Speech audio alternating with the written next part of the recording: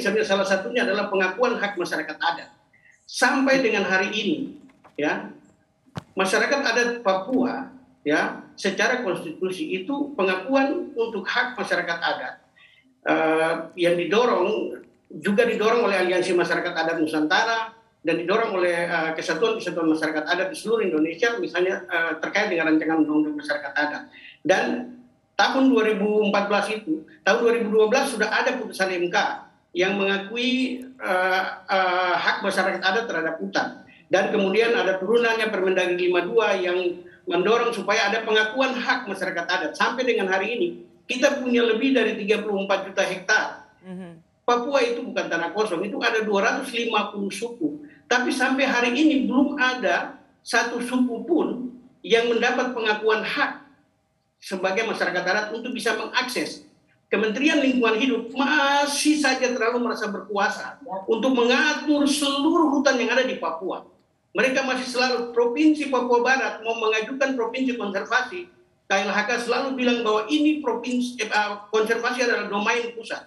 Tetapi sebenarnya kalau kita kembali, sebenarnya tujuannya adalah bagaimana melindungi hak-hak masyarakat adat bersama dengan kawasan hutan yang selalu digembar-gemborkan sebagai kawasan hutan terakhir di Indonesia yang juga akan berdampak penting untuk melawan perubahan iklim. Tapi bagian ini tidak terjadi. Kenapa saya mengatakan bahwa masyarakat adat itu perlu diakui? Itu sebagai PR karena masyarakat adat Papua telah membuktikan bahwa kalau hari ini kita punya 34 juta hektar hutan, itu artinya masyarakat adat Papua begitu sangat menjaga dengan sangat baik sekali hutan alam di Papua, karena itu terkait dengan identitas dan kehidupan mereka. Jadi mengakui masyarakat adat Papua dengan hutannya, dengan hak-hak di atas tanah adatnya, itu sama saja dengan mengakui identitas mereka di atas tanahnya sendiri. Dan saya ingin supaya kunjungan Bapak Presiden berikutnya harus ada sebuah bukti yang nyata bahwa pengakuan hak itu harus dipegang, harus ada untuk masyarakat adat di atas tanah Papua. Saya berikan kesempatan pada Bung Abalin untuk menjawab ini. Bagaimana komitmen Presiden pada pengakuan hak adat pada masyarakat Papua? Oke, Rosi, saya mau bilang dulu bahwa Jokowi dan politik di Papua itu adalah tadi persatuan, kesetaraan, keadilan.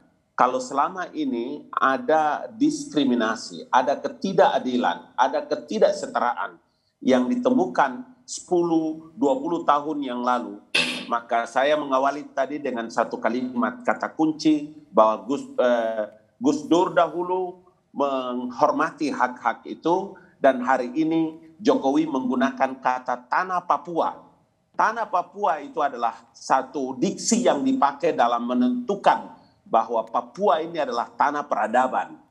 Saya tadi berbicara banyak dengan RPMJ, teman-teman, Bapak Bupati, Mama Bupati dari Fakfak. Kita bicara tentang peradaban tanah Papua. Salah satu identitas, tadi Ade Niko sudah menjelaskan tentang hutan dan tanah.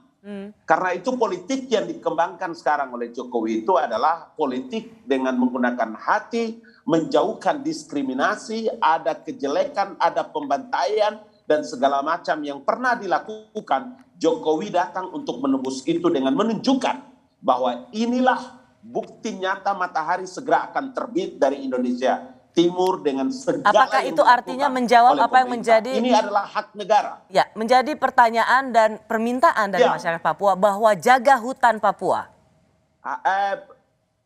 Tahun ini di penghujung tahun ini yang tadi disebut oleh adik saya itu, adik Niko itu, di penghujung tahun ini kita akan menemukan bukti-bukti nyata yang nanti akan dilakukan terkait dengan regulasi, karena tidak akan mungkin regulasi itu diterbitkan yang bertentangan dengan undang-undang tentang otonomi khusus OTSUS yang ada di tanah Papua.